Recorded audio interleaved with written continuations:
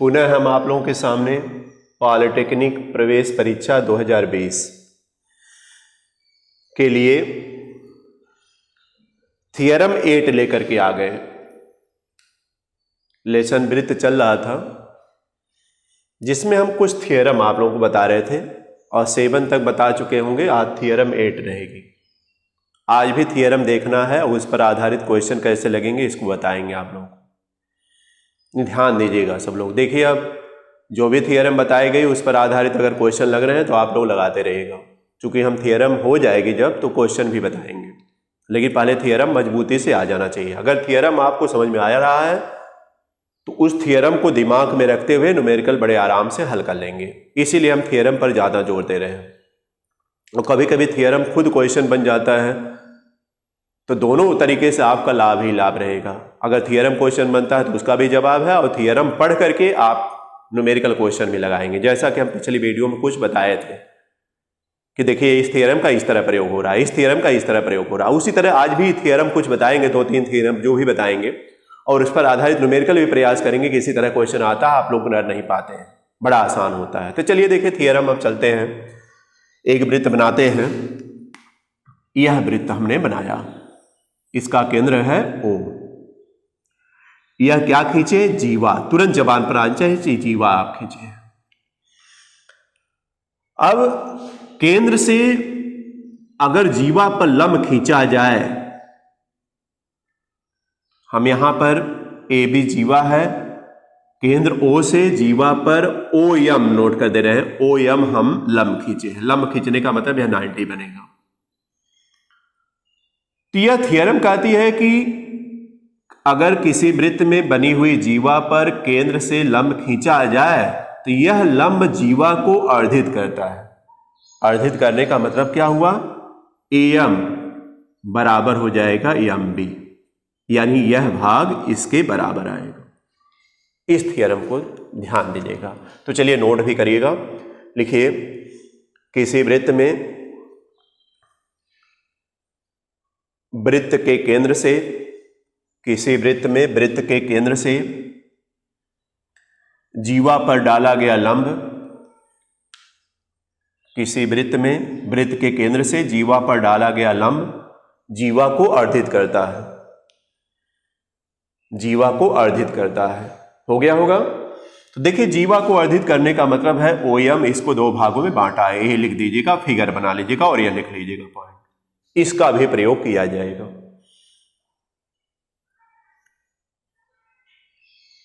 अब कैसे प्रयोग किया जाएगा इसको भी समझते चलिए। कभी कभी क्या करता, फिगर बन गया होगा सबका, अब समझा रहे हैं, समझिएगा ध्यान से।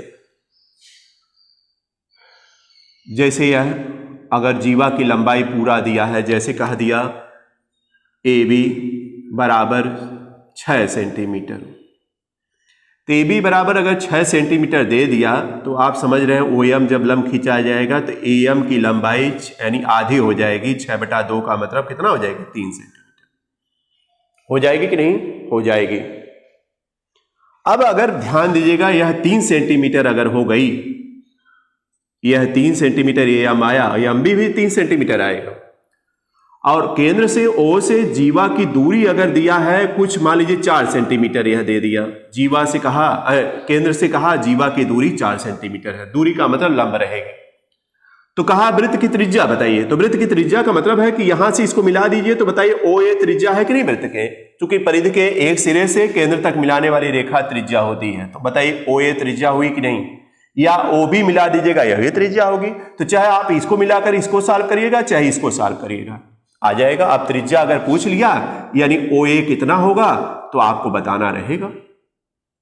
अब बताने में कैसे बताएंगे? इस में चलिए, इस ट्रायंगल या इस त्रिभुज में चलिए, यह बताइए 90 हुआ तो यह कर्ण हुआ कि नहीं? यानी अगर देखा जाए तो त्रिभुज OAM समकोण त्रिभुज रहेगा।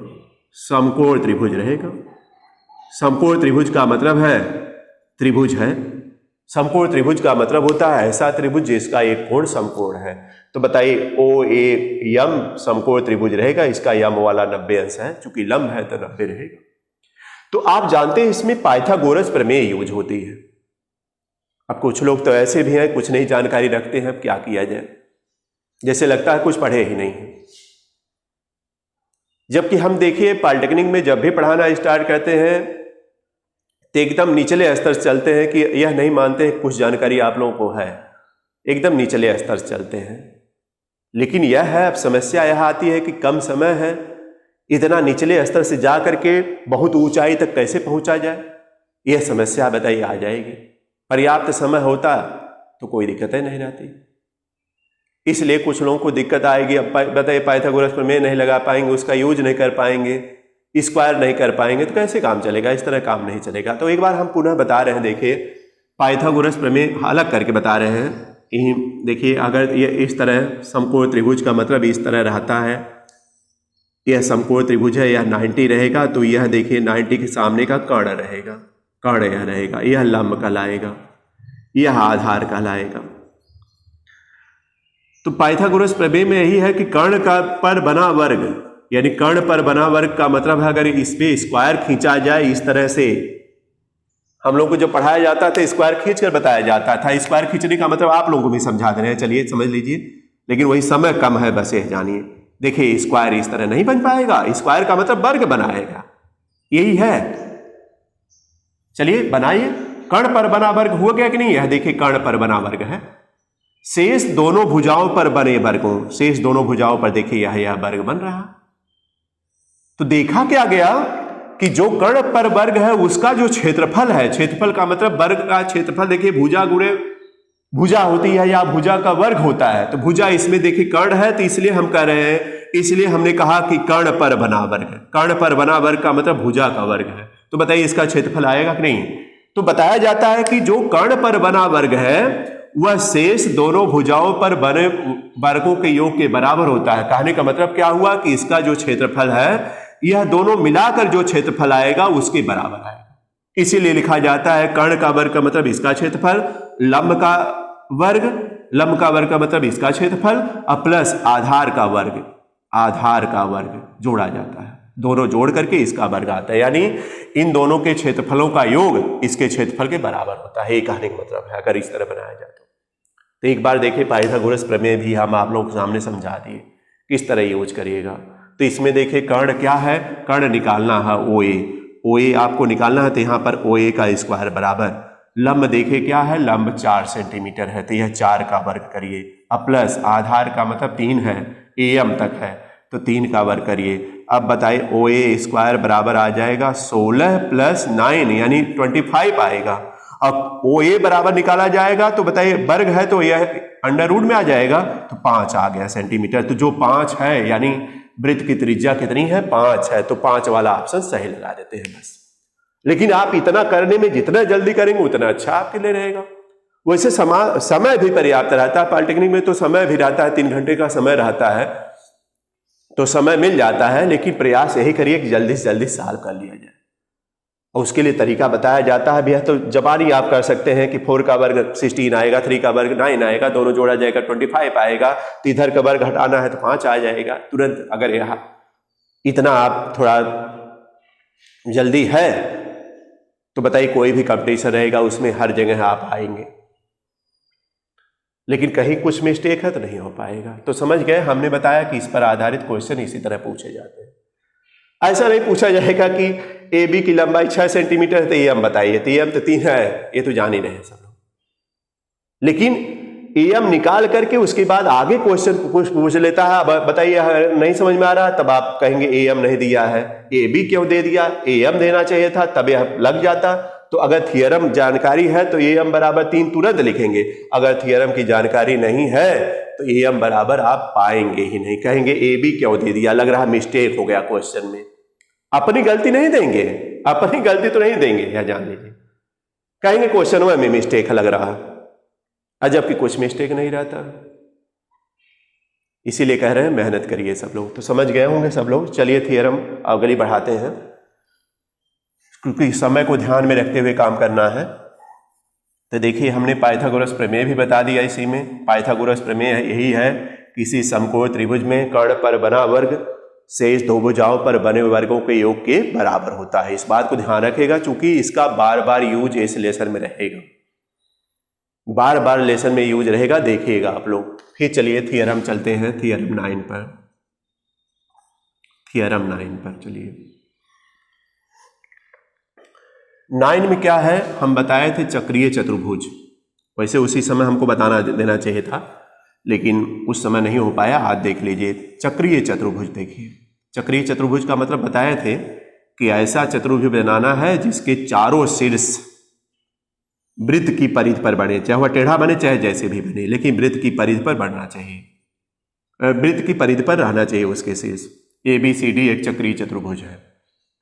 उस दिन हम बताए थे चक्रीय चतुर्भुज में आमने सामने के कोणों का योगफल 180 अंश होता है।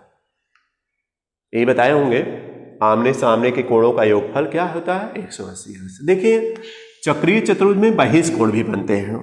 बहिष्कोण का मतलब बाहर का कोण होता है, शाब्दिक अर्थ ही है। तो किसी चतुर्भुज में किसी एक भुजा को बढ़ाकर बहिष्कोण बनाया जाएगा। बताइए ABCD है, इसमें हम AB भुजा को B की तरफ बढ़ा रहे हैं, यह बहिष्कोण बना। ध्यान दीजिएगा, एक ही लाइन से दिखा रहे हैं इसको। यह बहिष्कोण बना, किस भुजा को बढ़ाने पर, AB भुजा को आगे की तरफ बढ़ाने पर एक बहिष्कोण चतुर्भुज का बन गया। चलिए इसमें बढ़ाते हैं, BC भुजा को इस तरह बढ़ाते हैं, तो बताइए यह बहिष्कोण बन गया। CD भुजा को इधर बढ़ा दीजिए तो यह देखिए बहिष्कोण बन गया। और किस भुजा को बढ़ाना चाहेंगे, DA भुजा को एक तरफ बढ़ाइए तो यह देखिए बहिष्कोण बन गया। 4 बहिष्कोण बने। हम यहां पर पहला यह बना, दूसरा बल्कि 2 लाइन से दिखा रहे हैं, तीसरा देखिए यह बना है, और चौथा नंबर यह बना है, 4 लाइन से दिखा रहे हैं। इसको 1 नंबर डाल रहे हैं, या X Y Z, इसको स्मॉल a से दिखा देना है, कोई भी सिंबल लीजिए आप, कोई दिक्कत नहीं हमको। यह बताइए बहिष्कोण है, यानी किसी चक्रीय चतुर्भुज में किसी एक भुजा को आगे की तरफ बढ़ाने पर जो बनेगा कोण वह बहिष्कोण कहलाएगा। चक्रीय चतुर्भुज के ये सब बहिष्कोण है। और कभी कभी पूछ देता है कि चक्रीय चतुर्भुज के बहिष्कोणों का योगफल होता है, ऑप्शन दिया रहता है, ऑप्शन 180, 360, 270 और भी दिया रहेगा। तो आपको समझ लेना है कि चक्रीय चतुर्भुज के बहिष्कोणों का योगफल कितना आएगा। वैसे पहले थ्योरम तो 9 हम बताना चाहेंगे कि चक्रीय चतुर्भुज में जो बहिष्कोण बनता है वह अपने सामने के अंतः कोण के बराबर होता है। बताइए इसके सामने का अंतः कोण यही पड़ेगा तो यह भी x होगा। इसके सामने का अंतः कोण देखा जाए तो यह होगा, 2 लाइन से दिखा रहे हैं, यह y हो जाएगा। इसके सामने का अंतः कोण देखिए यह आएगा, 4 लाइन से दिखाए हैं तो 4 लाइन यहां हम दिखा रहे हैं, a आएगा। और इसके सामने का अंतः कोण देखिए, हाँ ध्यान दीजिएगा, इसके सामने का यह y हम गलत कर दिए, यह देखिए y वाला यह इसके सामने का जो बहिष्कोण अंतः कोण बनेगा यह बनेगा 2 लाइन से, यह y होगा। और इसके सामने का यह बनेगा जो कि क्या होगा, z होगा। क्या होगा, z होगा। तो इसमें 3 लाइन दिखाए हैं तो 3 लाइन रहेगी, इस बात को ध्यान रखिएगा। हमने फिर एक बार देखिए बता रहे हैं, समझा रहे हैं। यह बहिष्कोण पहला बना x, तो यह देखिए अपने सामने का अंतः कोण यह है, इसके बराबर होगा। दूसरा वाला y बना तो इसके सामने का अंतः कोण यह आएगा तो y बने, इसे हम सामने करा रहे हैं। और इसके सामने का अंतः कोण यह बनेगा और इसके सामने का अंतः कोण यह बनेगा। अब आप बताइए कि यह एक लाइन है, सीधी लाइन है। अब आप देख लीजिए तो x प्लस z हुआ, फिर यहां पर देखिए यह सीधी लाइन है एक, तो क्या हुआ, a प्लस y हुआ। यहां पर देखिए सीधी लाइन है तो x और z है तो प्लस x प्लस z लिखिए, और यह एक सीधी लाइन रहेगी यानी d इधर a वाली जो लाइन है y प्लस a। अगर सभी अंतः और बहिष्कोण मिला दिया जाए तो बताइए 180 अंश यहां बनेगा, 180 अंश यहां बनेगा, 180 अंश यहां बनेगा, 180 अंश यहां भी बनेगा।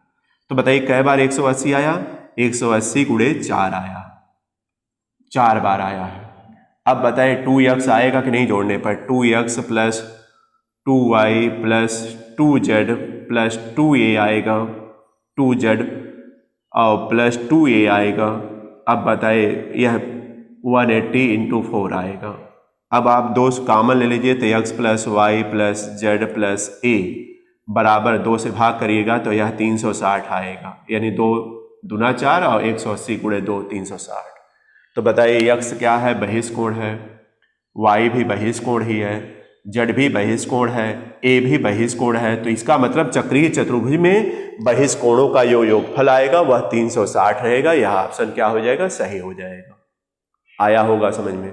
तो ध्यान दीजिएगा, इसमें 2 स्टेप है। एक तो चक्रीय चतुर्भुज का जो बहिष कोण होता है वह अपने सामने के अंतः कोण के बराबर होता है। इसको नोट कर लीजिएगा, 9 में नोट करिए। किसी चक्रीय चतुर्भुज में बना बहिष कोण, किसी चक्रीय चतुर्भुज में बना बहिष कोण अपने सामने के अंतः कोण के बराबर होता है, अपने सामने के अंतः कोण के बराबर होता है। हो गया होगा। फिर देखिए दूसरा स्टेप, उसी में लिख लीजिएगा स्टार लगाकर। चक्रीय चतुर्भुज में बहिष कोणों का योगफल 360 अंश होता है। यह देखिए खुद क्वेश्चन बनता है। चक्रीय चतुर्भुज में बहिष कोणों का योगफल 360 बनता है। तो 360 वाला अंडरलाइन कर लीजिएगा। बताइए समझ में आ रहा ना? ये ध्यान रखिएगा, दोनों थ्योरम देखिए बार बार यूज हो रही हैं। अभी हमने बताया 9 थ्योरम बता दिया और यह भी देखिए बार बार यूज होगी।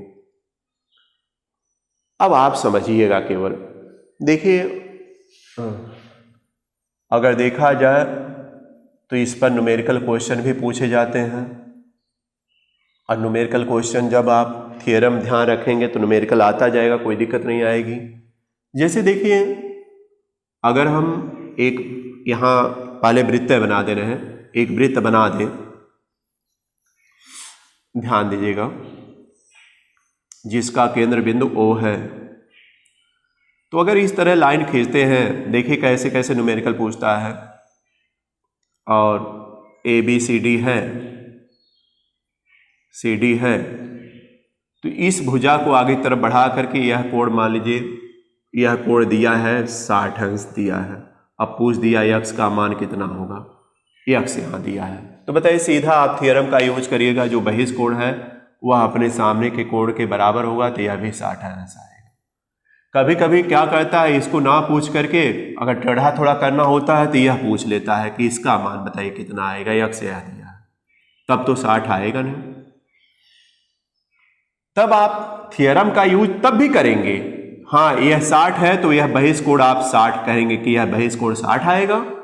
और जब 60 आ गया तो यह एक लाइन सीधी लाइन है, और सीधी लाइन के एक तरफ के कोणों का योगफल 180 अंश होता है, इसलिए x प्लस 60 इक्वल टू 180 करिएगा, यानी दोनों का योगफल 180 आएगा। चूंकि सीधी लाइन है तो x बराबर सीधा आ जाएगा 180 माइनस 60 हो जाएगा, यानी x इक्वल टू क्या आ जाएगा, 120 आ जाएगा। बताइए आ गया कि नहीं? तुरंत इसका जवाब 120 मिल गया। तो देखिए टेढ़ा जब सीधा तो नहीं देगा, इस बात को ध्यान रखिएगा, क्योंकि कंपटीशन है, इतना आसान नहीं करता है। आपको इसी तरह घुमाकर पूछेगा, जिसमें आप कहते हैं सर तो बताए थे कि अपने सामने के कोण के बराबर होगा। तो कभी कभी देखिए ऑप्शन में इस बात को ध्यान रखिएगा, इस क्वेश्चन में ऑप्शन देखिए, पहला ऑप्शन देगा 60 डिग्री, दूसरा ऑप्शन देगा 120 डिग्री, और तीसरा ऑप्शन दे देगा 150 डिग्री दे देगा, और चौथा ऑप्शन दे देगा इनमें से कोई नहीं, इनमें से कोई नहीं, कोई नहीं। तो जो जैसा दिमाग लगाएगा उसी तरह रहेगा।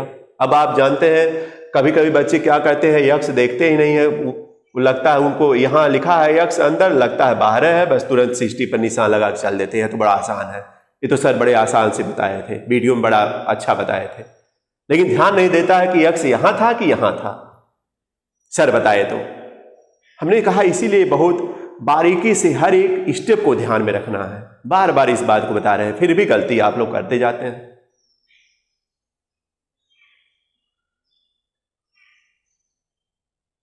तो ध्यान दीजिएगा इस बात को, x का मान यहां 120 वाला क्या रहेगा, सही रहेगा।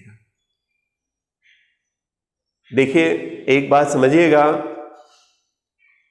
कि कहानी हम लोग पढ़ लेते हैं बड़े आराम से, जैसे कछुए और खरगोश की कहानी मिलती है कि कछुआ धीरे धीरे चलता था, खरगोश बहुत तेज चलता था, दोनों में एक बार दौड़ हुई। ये तो छोटे बच्चों वाली कहानी है। दौड़ में खरगोश बहुत तेज दौड़ा, कछुआ धीरे धीरे चलता रहा। खरगोश एक जगह छाया में रुक जाता है, नींद आ जाती है, सो जाता है। कछुआ धीरे धीरे वो आगे निकल जाता है और अपने लक्ष्य को प्राप्त कर लेता है। पहले खरगोश जब उठता है सो करके तो देखता है कि अरे हम तो पहुंच ही नहीं पाए, तो दौड़ते हुए जाता है तो कछुआ पहुंच चुका होता है। यह तो कहानी मात्र है। इस कहानी से यही शिक्षा मिलती है कि लगातार कोई परिश्रम अगर करेगा तो बहुत आगे जाएगा। एक क्रम से परिश्रम करना है, लेकिन इसको अपने दैनिक जीवन में कैसे उतारेंगे इसको ध्यान रखना आप लोगों को। हम तो बता दिए कि यह आएगा, लेकिन कहीं पर अगर टेढ़ा हो गया, अब यह नहीं कि हमेशा कछुए खरगोश की कहानी हमेशा याद रहे। अरे भाई, कहीं दौड़ना भी पड़ सकता आपको। ऐसा नहीं कि हमको सर बताए कछुए की तरह चलना चाहिए। अगर कछुए की तरह आप लोग चलने लगेंगे तो बताइए इस कंपटीशन के दौर में नहीं निकल पाए। धीरे धीरे करते रहेंगे। सर बताए हैं, पता चला 100 क्वेश्चन दिया है तो 30 से 40 क्वेश्चन तक कर ही पाए, उसके बाद सब छूट गया। चलिए कछुए की तरह। हमने बता दिया इस कहानी को अपने दैनिक जीवन में आप ज्ञान के आधार पर कैसे निर्धारित करेंगे उसको बताना रहेगा। अब बताइए, एक उदाहरण ले लीजिए। अगर ट्रेन हॉर्न दे रही है, आप रेलवे स्टेशन पहुंचने वाले हैं, ट्रेन हॉर्न दे रही है, तो कछुए की तरह चलेंगे तो बताइए ट्रेन तो छूट जाएगी, निकल जाएगी। आपको यही है कि थोड़ा दौड़ करके जल्दी में उसको पकड़ लेना है। वही हालत कंपटीशन की भी है कि इसमें दिमाग इतना प्रेजेंट रहना चाहिए, हमेशा दिमाग इतना रहना चाहिए कोई चीज देखते ही आ जाए, सही आए, इन्ह गलत आए। तो ध्यान रखिएगा, आज इतना ही रहेगा। अब इस पर न्यूमेरिकल क्वेश्चन आज के लिए वीडियो में लेकर आएंगे। क्वेश्चन भी आप लोगों को यहाँ हम करेंगे और न्यूमेरिकल क्वेश्चन भी बताएंगे, लेकिन आप लोग स्वयं सॉल्व करिए पहले इसके आधार पर। और हमने बता दिया कि इसमें एक्सरसाइजें केवल कराई जाती है, ज़्यादा से ज़्यादा आपको थियरम दिमाग में रखना है। देखिएगा हम कल क्वेश्चन कैसे कैसे आसानी से बताते हैं, लेकिन वही है कि आप लोग थियरम दिमाग में हमेशा बैठा लीजिएगा। कल न्यूमेरिकल लगाते समय जब हम न्यूमेरिकल बताते हैं तो तुरंत आना चाहिए। ये नहीं कभी तैयार करना, पता चलता तैयार होते होते कंपटीशन पार कर जाता, तैयार नहीं हो पाता। ये स्थिति आती है आप लोगों की। आज करेंगे कल करेंगे यही रहते हैं। आज ना नहीं पढ़े तो सोचते हैं कल तो 5 घंटा रोज पढ़ते थे, कल 10 घंटा पढ़ लेंगे, 2 दिन का हो जाएगा, लेकिन कल देखा जाता को घंटा नहीं पढ़ पाते हैं। ये स्थिति होती है। ये अगर आप लोग इसी तरह अपनाते रहेंगे तो परीक्षा आ जाएगी, कोई भी एग्जाम, चाहे बोर्ड का हो, चाहे स्कूल का हो, चाहे कंपटीशन का हो, वो आ जाता है और वहाँ तक आप नहीं पहुँच पाते हैं। इसी वजह से, लापरवाही की वजह से, आलस्य की वजह से कहा गया। देखिए, अलस्य कुतो विद्या, अविद्यस्य कुतो धनम, अधनस्य कुतो मित्रम, अमित्रस्य कुतो सुखम। इसका अर्थ तो बताना नहीं हमको है। तो आलसी मत बनिए, खूब मेहनत करिए। तो आज इतना ही रहने देते हैं। धन्यवाद।